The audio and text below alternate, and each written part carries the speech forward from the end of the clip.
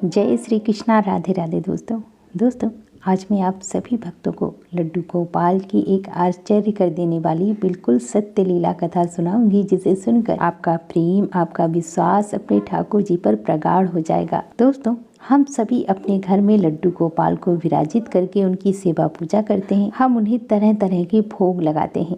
तो क्या सच में हमारे ठाकुर जी भोग को ग्रहण करते हैं? सच में ठाकुर जी दूध पीते हैं?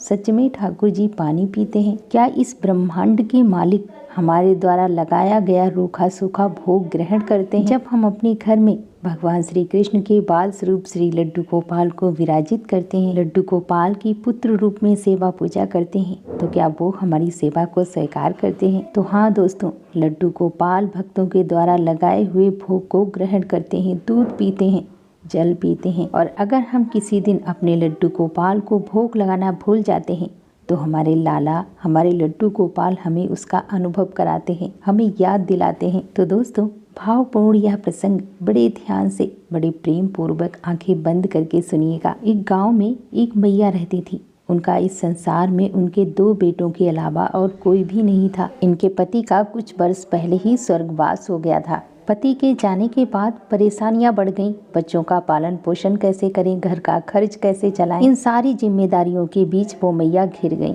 लेकिन वो मैया भगवान श्री कृष्ण की अनन्य भक्त थीं, ठाकुर जी से बहुत प्रेम करती थीं। उन्होंने यह अपना नियम बना लिया था कि वह 1 सप्ताह में 1 बार भगवान श्री कृष्ण के दर्शन करने अवश्य जाया करती थी। अब मैया ने अपने घर पे कई सारी गैया पाली, उनकी सेवा किया करती थी और दूध निकाल कर बेचती थी। उनसे जो पैसे मिलते थे, उन्हीं से उनका घर खर्च चलता था और इसके अलावा वो खेतों में भी काम किया करती थी। ऐसे ही मैया का गुजर बसर हो रहा था। धीरे धीरे समय बीतता गया। एक दिन मैया सुबह सुबह ही भगवान श्री कृष्ण के दर्शन के लिए जा रही थी। रास्ते में उन्हें एक पीपल के वृक्ष के नीचे लड्डू गोपाल बैठे दिखे। मैया वृक्ष के पास गईं। मैया ने लड्डू गोपाल को हाथ में उठाया। इससे पहले उन मैया ने लड्डू गोपाल को कभी भी नहीं देखा था, क्योंकि पहले किसी किसी के घर पे ही लड्डू गोपाल होते थे और उनकी सेवा पूजा होती थी। इसलिए उन मैया ने लड्डू गोपाल को इससे पहले कभी नहीं देखा था। तो उन्होंने जब लड्डू गोपाल को देखा तो वो पहचान ही नहीं पाई कि यह भगवान श्री कृष्ण के बाल स्वरूप हैं। उन्हें बस इतना पता था कि यह पीतल की मूर्ति है। अब मैया भगवान श्री कृष्ण के दर्शन के लिए जा रही थी, तो लड्डू गोपाल को साथ में लेकर ही मंदिर में ठाकुर जी के दर्शन के लिए गई। मैया ने अच्छे से भगवान श्री कृष्ण के दर्शन किए और उनसे कहा, उनसे प्रार्थना की कि हे भगवान श्री कृष्ण, आप ही जानते हो, क्योंकि आपके सिवा मेरा इस दुनिया में कोई नहीं है। आप तो सब जानते हैं, आप तो जगत के पालनहार हैं। हे प्रभु, हे कृष्ण कन्हैया, मुझ पर अपनी कृपा दृष्टि बनाए रखना। अब इस तरह से प्रार्थना करने के बाद मैया जी पुजारी जी के पास गए। अब पुजारी जी को वह लड्डू गोपाल का श्री विग्रह दिखाते हुए बोली कि पंडित जी, ये कौन से भगवान की मूर्ति है? मैंने तो इससे पहले इन भगवान को कभी नहीं देखा। तो पंडित जी ने बताया कि यह भगवान श्री कृष्ण के बाल स्वरूप हैं, लड्डू गोपाल। इनके घर में सेवा पूजा होती है, प्रतिदिन इन्हें भोग लगाया जाता है, इनको सुबह स्नान कराया जाता है, वस्त्र पहनाए जाते हैं। और हाँ, लड्डू गोपाल को माखन मिश्री बहुत पसंद है। तो मैया ने पंडित जी से पूछा कि पंडित जी, क्या हम इन लड्डू गोपाल की सेवा अपने घर पे कर सकते हैं? इन्हें अपने घर पे ले जा सकते हैं? पुजारी जी ने कहा कि हाँ हाँ, बिल्कुल ले जाइए, और ठाकुर जी की कृपा ही है, वो चलकर तुम्हारे पास आए हैं। मैया खुशी खुशी लड्डू गोपाल को अपने घर लेकर आती हैं। मैया के दोनों बेटे लड्डू गोपाल को देखकर बहुत खुश थे। अब जैसे पुजारी जी ने मैया को बताया था कि लड्डू गोपाल की सेवा ऐसे करनी है, वैसे ही वो मैया लड्डू गोपाल की सेवा पूजा करने लगी। बाजार जाकर मैया उनके वस्त्र और उनका सिंहासन लेकर आई। मैया बड़ी खुश थी कि मेरे घर पे भगवान श्री कृष्ण के बाल स्वरूप श्री लड्डू गोपाल स्वयं चलकर आए हैं। अब मैया ने लड्डू गोपाल को शुद्ध जल से स्नान कराया, उन्हें वस्त्र पहनाए और अपने घर के मंदिर में उन्हें स्थापित कर दिया। वो बिल्कुल सीधे और सरल स्वभाव की थी। उनके अंदर कोई छल कपट नहीं था, किसी के प्रति उनके मन में ईर्ष्या नहीं थी, और वह शुद्ध भाव से ठाकुर जी की सेवा करती और उनसे निश्चल भाव से प्रेम करती। मैया के बहुत ज्यादा गायें थी, तो गाय होने की वजह से मैया के घर पे दूध, दही, मक्खन बहुत होता था। अब मैया अपने लड्डू गोपाल को दूध, दही, माखन मिश्री का भोग लगाती। अब उन्हें यह बात अच्छे से याद थी कि पंडित जी ने उन्हें बताया था कि लड्डू गोपाल को माखन मिश्री बहुत प्रिय है, इसीलिए वह प्रतिदिन लड्डू गोपाल को माखन मिश्री का ही भोग लगाती थी। ऐसे ही धीरे धीरे समय बीतने लगा। मैया के पास इतना पैसा नहीं था कि वो बाहर अपने बच्चों को पढ़ा पाए, इसीलिए वो गांव के प्राइमरी स्कूल में ही पढ़ने जाया करते थे। मैया सुबह सुबह जल्दी ही खेतों पर काम करने निकल जाया करती थी। मैया को सुबह जल्दी टाइम नहीं मिलता था क्योंकि उन्हें खेत पर भी जाना होता था, इसीलिए मैया शाम को ही अपने बच्चों के लिए रोटी बनाकर रख दिया करती थी और अपने बच्चों से कहती, देखो बेटा, जब तक मैं काम पर से आऊंगी तब तक तुम लोग तो स्कूल चले जाओगे, और इसीलिए भूखे मत जाना, मैंने रोटी बनाकर रख दी है, दूध रोटी खाकर तुम स्कूल जाना। प्रतिदिन मैया इसी तरह से अपने बेटों के लिए रोटी बनाकर रख दिया करती थी। एक बेटे की उम्र लगभग 10 वर्ष और दूसरे बेटे की उम्र 8 वर्ष थी। अब धीरे धीरे ऐसे ही कुछ वक्त और बीत गया। एक दिन की बात है, प्रतिदिन की तरह मैया रोटी बनाकर रखकर खेत पर चली गईं और जब वो वापस आई तो देखा कि बच्चे तो आज स्कूल ही नहीं गए, दोनों लड़ाई कर रहे हैं। जब इन्होंने अपने बच्चों से पूछा कि क्या हुआ, लड़ाई क्यों कर रहे हो दोनों, तब उनका बड़ा बेटा बोला, देखो मैया, यह प्रतिदिन एक हिस्सा रोटी रात में ही खा लेता है और जो एक हिस्सा रोटी बचती है उसमें से हम दोनों खाकर स्कूल जाते हैं, पर जब इससे पूछो तो ये मानता ही नहीं है, कहता है कि तूने खाई है। अब वो दोनों आपस में लड़ाई कर रहे थे। मैया ने कहा कि देखो, लड़ाई झगड़ा मत करो, आज से मैं रोटी ज्यादा बनाकर रख दूंगी। अब मैया ने सोचा कि दोनों लड़ाई कर रहे हैं, दोनों कह रहे हैं कि तूने रोटी खाई है, तूने खाई है, पर आज मुझे पता लगाना ही पड़ेगा कि रात में उठकर रोटी खाता कौन है। अब जब रात हुई तो सब खाना खाकर सो गए। मैया लेटी हुई थी और लेटे लेटे यही सोच रही थी कि आज तो मुझे देखना ही है कि रात में रोटी खाता कौन है, लेकिन यही सोचते सोचते उनकी आंख कब लग जाती है उन्हें पता ही नहीं चलता। और जब वह सुबह उठती हैं तो देखा कि दोनों बेटे उनके फिर से लड़ाई झगड़ा कर रहे हैं। अब उन्होंने कहा कि चलो कोई बात नहीं, आज तो मैं सो गई थी, लेकिन कल मैं पता लगाकर ही रहूंगी कि रात में रोटी खाता कौन है। अब मैया ने प्रतिदिन की तरह फिर से रोटी बनाकर रख दी और उन्होंने यह मन में ठान लिया कि आज मैं बिल्कुल भी सोऊंगी नहीं, और वो धीरे से जाकर दीवार के पीछे छिप जाती हैं और कहती हैं, आज तो मैं देख कर ही रहूंगी कि दोनों बच्चों में से रोटी खाता कौन है। और जब रात हो जाती है दोनों बच्चों को सुला देती हैं। इसके बाद वो मैया देखती हैं कि एक छोटा सा बच्चा है। वो बच्चा बहुत ही सुंदर है, उसके घुंघराले बाल हैं, सिर पर मोर मुकुट है, गले में सोने की माला पहने हुए है, कमर में करधनी, पैरों में पायल और उसकी मोटी मोटी आंखें। वो बच्चा बहुत सुंदर है और वो बच्चा घुटनों के बल बैठ जाता है और बड़े प्रेम से निकाल कर दूध रोटी खा रहा है। अब जैसे ही यह दृश्य मैया ने देखा, उनके पैरों तले जमीन खिसक गई। वो तो आश्चर्य रह गई, उनकी आंखें फटी की फटी रह गईं कि इतनी रात गए यह किसका बच्चा है जो हमारे घर आकर इस तरह से रोटी खा रहा है।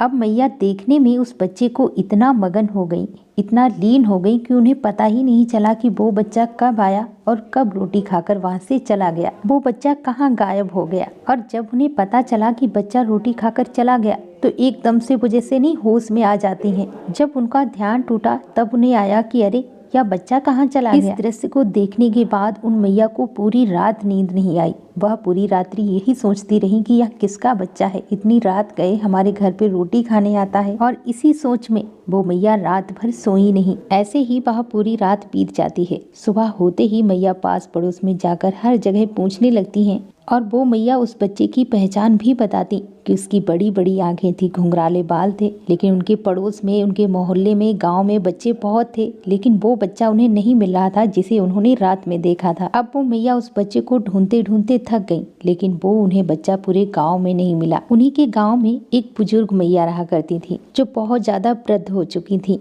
उनसे जाकर उन मैया ने कहा कि काकी, हमारे घर एक छोटा सा बच्चा आता है और आकर खाना खाता है जो भी मैं रखती हूँ। किसी दिन अचार रोटी, गुड़ रोटी, दूध रोटी, और वो खाकर वहाँ से चला जाता है। वो बालक है किसका? मैंने पूरे गांव में देख लिया, वो बालक मुझे कहीं भी नहीं मिला। काकी ने उनकी बात सुनकर कहा कि देखो, तुम परेशान मत हो, अगर मुझे ऐसा बालक कहीं दिखेगा तो मैं तुम्हें जरूर बताऊंगी। हमारे गांव में ऐसा कौन बच्चा है जो इतनी रात गए तेरे घर से रोटी खाकर चला जाता है। वो मैया काकी से इस तरह से कहकर अपने घर वापस आ जाती हैं। घर आती हैं, फिर अगले दिन सुबह होती है, देखती हैं कि फिर से रोटी गायब थी। लेकिन इसके बाद वो मैया अपने बच्चों को नहीं डांटती, उन पर गुस्सा नहीं करती, क्योंकि उन्हें पता था मेरे बच्चे रात में रोटी नहीं खाते हैं। मैया बहुत सीधी और सरल थी। मैया ने निश्चय किया कि आज से मैं एक हिस्सा रोटी ज्यादा बनाऊंगी और उस बच्चे के लिए रख दूंगी, और जिस दिन वो बच्चा मुझे मिलेगा ना, तब उससे पूछूंगी कि तुम इतनी रात गए हमारे घर खाना खाने क्यों आते हो। अब इसके बाद मैया ने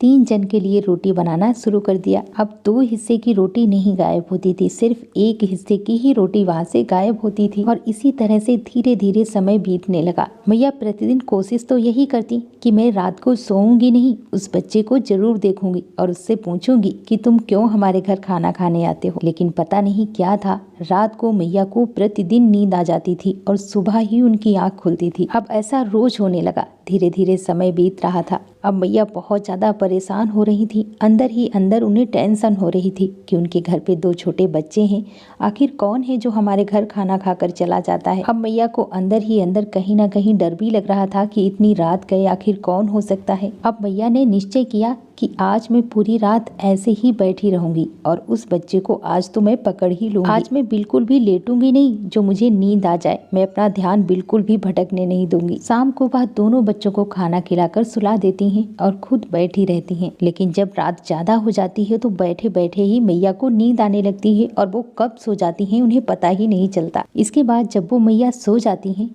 तब प्लेट गिरने की आवाज आती है और मैया आवाज सुनकर डर जाती हैं, हड़बड़ाहट में उठकर बैठ जाती हैं और जब वह उठकर अपनी रसोई में देखती हैं तो वहाँ पर एक बच्चा है जिसकी उम्र अभी बहुत कम है, 6-7 वर्ष का वो बच्चा है। और उस बच्चे ने बहुत ही सुंदर से पीले रंग के वस्त्र पहने हुए थे। ऐसे वस्त्र मैया ने आज तक कभी देखे नहीं थे। उसके हाथों में मोटे मोटे सोने के कंगन थे और उसके गले में सोने की माला थी, कमर में करदनी थी, उसके घुंघराले बाल थे, सिर पर मोर मुकुट लगा हुआ था, उसकी मोटी मोटी आंखें, बहुत ही सुंदर बालक था। वो बालक बैठकर अचार रोटी खा रहा था और साथ में दूध पी रहा था। ये दृश्य देखकर वो खड़ी होकर वहीं पर उसको देखती ही रह गई। अब धीरे धीरे मैया आगे आती हैं। जैसे ही वो बच्चा उन मैया को देखता है, उन्हें देखकर वो मुस्कुरा देता है। और उस दिन मैया ने अलग से खाना नहीं रखा था। उन्होंने सोचा कि देखती हूँ आज फिर से वो बच्चा खाना खाने आता है कि नहीं। और तभी वह बच्चा मुस्कुराते हुए उन मैया से पूछता है कि मैया आज तूने मेरे लिए खाना क्यों नहीं बनाया। इसके बाद उन मैया ने कहा कि देखो बेटा, मुझे तुमसे मिलना था।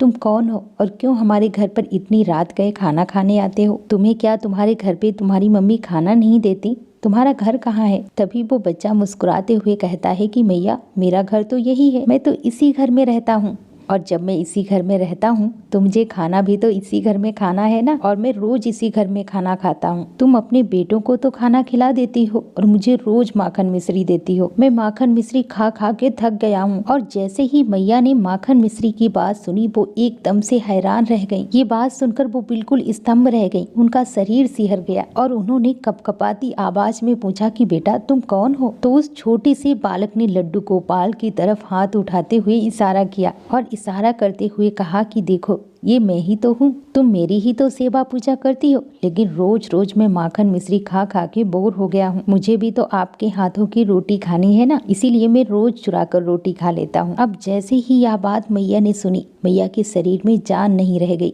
वो एकदम धम से बैठ गई और वो वहीं बैठकर जोर जोर से रोने लगी। इसके बाद वो बालक उनके पास आया, उनका हाथ पकड़कर उनसे कहता है कि मैया रो मत, मैं हमेशा तुम्हारे साथ हूँ। और इतना कहकर उनके सर पर हाथ रखकर वहाँ से गायब हो जाता है। इसके बाद मैया को क्या हुआ, वो बच्चा कहाँ गया, इसका होश ही नहीं रहा। वो एकदम से बेहोश हो गई। सुबह उनकी आँख खुली। जब सुबह उनकी आँख खुलती है तो भागकर वह लड्डू गोपाल के पास जाते हैं, उन्हें अपने सीने से लगाकर खूब रोती हैं और अपने हाथों से अच्छा सा खाना, सब्जी, पूड़ी बनाकर लड्डू गोपाल को भोग लगाती हैं। एकदम सी पागल सी हो गई थी वो मैया। गाँव में जा जाकर वो बताने लगी थी और उनसे कहती कि तुम्हें पता है मेरे घर में रोज लड्डू गोपाल जी आते हैं, रोज हमारे यहाँ खाना खाते हैं। एक सुंदर से बच्चे के रूप में हमारे घर भगवान आते हैं और रोज हमारे घर में अचार रोटी, दूध रोटी जो भी मैं बनाती हूँ सब खाते हैं। लेकिन कोई भी उनकी बात नहीं मानता था, कोई उनकी बात पर विश्वास नहीं करता था। सब यही कह देते थे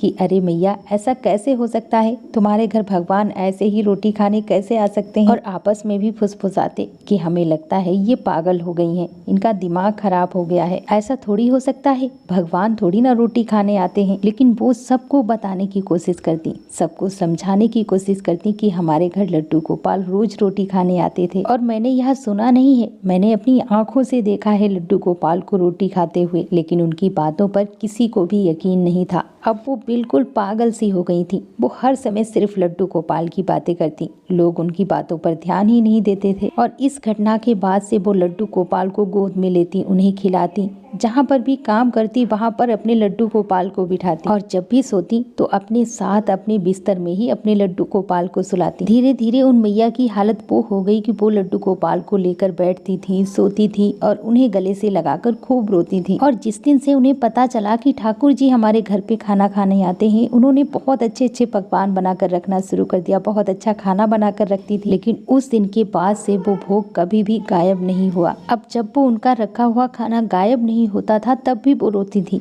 और लड्डू गोपाल के पास जाकर कहती थी कि प्रभु, क्या आप मुझसे गुस्सा हो गए हो? अब क्या आपको हमारे यहाँ का खाना अच्छा नहीं लगता? अब वो बिल्कुल लड्डू गोपाल के प्रेम में पागलों जैसी हरकत करने लगी। अब उनके दोनों बेटों को कौन संभाले? अब हर समय उनकी जिह्वा पर सिर्फ कृष्ण कृष्ण रहता। अब वो कोई काम धंधा भी नहीं कर पाती और उनके पास पड़ोस के जो लोग उनको देखते थे उनको पागल समझते थे कि ये तो पागल हो गई है। यहाँ तक कि वो अपने लड्डू गोपाल को लेकर उसी मंदिर में जाती थी जहाँ रास्ते में लड्डू गोपाल जी मिले थे और भगवान श्री कृष्ण के चरणों में सर रखकर कहती कि मुझे भी अपने पास बुला लो ना कान्हा, मुझे आपके पास ही रहना है, मुझे आपके दर्शन करने हैं। उनकी जो सारी गाय थी वो इधर उधर छूट कर चली गई और जो कुछ एक दो गाय बची थी वो पास पड़ोस के लोगों ने ही बांध ली थी। उनके जो दो बच्चे थे उनके परिवार वालों के पास चले गए, वो ही उनका पालन पोषण करने लगे। वो बच्चे अपने मैया को भी आकर रोटी दे दिया करते थे, अपने हाथों से अपनी मैया को खाना खिला देते थे, क्योंकि उन्हें कुछ भी दिखाई नहीं देता था, कुछ भी समझ में नहीं आता था। लोग उनको पागल समझते थे। अब उनकी बात सुनकर उन काकी को भी खबर लगी। अब वो बूढ़ी काकी उन मैया के पास आई और उन्होंने सारी बात पूछी कि मुझे पता क्या हुआ है। तो उन्होंने उन काकी को बताया कि काकी देखो, मेरी बात पर कोई विश्वास ही नहीं करता, मुझे तो सब पागल समझते हैं, लेकिन सच तो ये है काकी कि मेरे घर पे लड्डू गोपाल स्वयं खाना खाने आते थे। मैं लड्डू गोपाल जी से बहुत प्यार करती हूँ और मेरे लड्डू गोपाल जी हमसे बहुत प्यार करते हैं, इसीलिए वो मेरे घर पर रूखी सूखी रोटी भी खाकर चले जाते थे। काकी ने उनकी सारी बातें सुनी और काकी को उनकी बातों पर पूर्ण विश्वास भी था और उन काकी ने मैया से कहा कि तू तो बहुत बड़ी भक्त निकली, तेरी भक्ति, तेरा प्रेम इतना ज्यादा है कि तूने भगवान को प्रसन्न कर दिया। तू धन्य है, तू बहुत ही सौभाग्यशाली है जो तेरे हाथ का भोजन ठाकुर जी करते थे। और उन्होंने यह भी कहा कि कोई विश्वास करे या ना करे, मैं विश्वास करती हूँ। कोई तेरी बात पर यकीन करे ना करे, लेकिन मैं तेरी बात पर यकीन करती हूँ। और तू उदास मत हो, ये जमाना ही ऐसा है, यहाँ सबको सबूत देना पड़ता है, यही तो कलयुग है। लोग भगवान पर भी विश्वास नहीं करते। इसके बाद उन काकी ने पूरे गाँव में जा जाकर सबको बताया कि वो झूठ नहीं कह रही है, सच में उसके घर पे ठाकुर जी खाना खाने आते थे, सच में उसके घर पे लड्डू गोपाल जी भोजन करने आते थे। वो पुत्र भाव से लड्डू गोपाल की सेवा करती थी, इसीलिए लड्डू गोपाल उनके बेटे बनकर आए थे। लेकिन दोस्तों, कहाँ कोई मानता है इन बातों को। लोग कहते हैं कि मनगढ़ंत कहानियां हैं, लेकिन दोस्तों सच तो यही है, जहाँ विश्वास है वहीं भगवान है। जब भी कोई किसी को बताता है कि हमने स्वप्न में ठाकुर जी के दर्शन किए हैं या फिर ठाकुर जी ने मेरे साथ लीलाएं की हैं, तो उन पर भी लोग विश्वास नहीं करते, उन पर भी सवाल उठाते हैं। जब कुछ लोग ठाकुर जी पर विश्वास नहीं करते, लड्डू गोपाल पर विश्वास नहीं करते, तो उनकी लीलाओं पर, उनकी बातों पर विश्वास कौन करेगा। और जहाँ ठाकुर जी पर विश्वास नहीं है तो वहाँ ठाकुर जी कैसे हो सकते हैं। और इसीलिए दोस्तों, मैं हमेशा कहती हूँ कि अपने लड्डू गोपाल की सेवा कीजिए, उनसे प्रेम कीजिए, उन पर पूर्ण विश्वास कीजिए और ज़्यादा से ज़्यादा नाम जाप कीजिए। और दोस्तों, यदि आपके लड्डू गोपाल जी चमत्कार करते हैं, लीलाएं करते हैं, तो आप हमारे साथ शेयर कर सकते हैं। आपको हमारा नंबर डिस्क्रिप्शन बॉक्स में मिल जाएगा। तो दोस्तों, एक बार प्रेम से बोलो लड्डू गोपाल की जय, कृष्ण कन्हैया की जय, जय जय श्री राधे।